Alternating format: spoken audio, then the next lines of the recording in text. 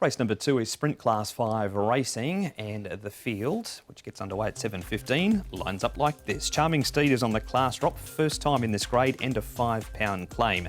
Miracles, he's placed at the trip. He's on the class drop for the first time as well. Sunshine Legendary, he had one start for Frankie Law and it was a win. Goes up an extra £5 for it.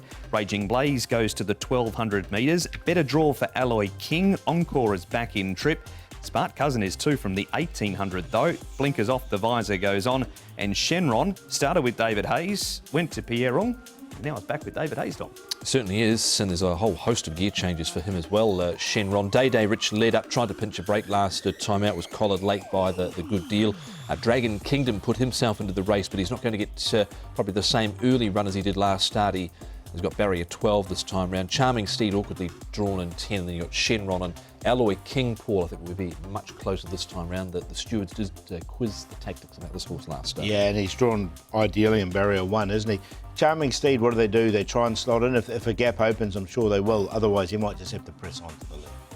We're going to start though, Tom, with winning form around Sunshine Legendary. He actually travelled like a winner a long, long way from home in this race. Yeah, and he's got a good report in the parade from Jenny from memory as well, where this day was having his first run with Frankie Law after he'd been stabled with Richard Gibson, and really hit the line strongly, and I think he can probably win again, to be honest, here on what he did this time round. Dragon Kingdom, Paul, doesn't often put two together. No, he doesn't, and he had all the favours, Dragon Kingdom, but all the momentum was with Sunshine Legendary in that race, and obviously the change of environment has suited the horse. We're going back 2 starts ago, Paul, for Raging Blaze. Now, he wins this race. He has raced over 1,000 since, but his racing style and certainly winning form seems to suit 1,200 metres. Yeah, it seems to, doesn't it? And look, he took a while to win a race, this horse, but he's now come out and he's won a couple. So, Raging Blaze, barrier number 4. It's just that he just gets a little bit further back, but look, he has got a good turn of foot. I thought Jack Wynn's run was good in this. Yeah, it was good. He slowly improved. The other one I'm definitely interested in is Alloy King with a better barrier draw. I don't think they'll go back to this time round.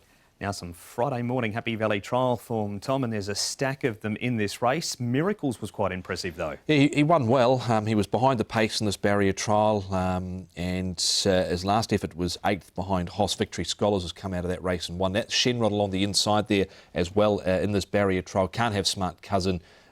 Day Rich wasn't really pressured at all by Zach, but I'm not overly keen on Miracles either, to be honest. Well, look, I've included him just on the back of this trial and on the back of a downgrade, but he has been costly a bit.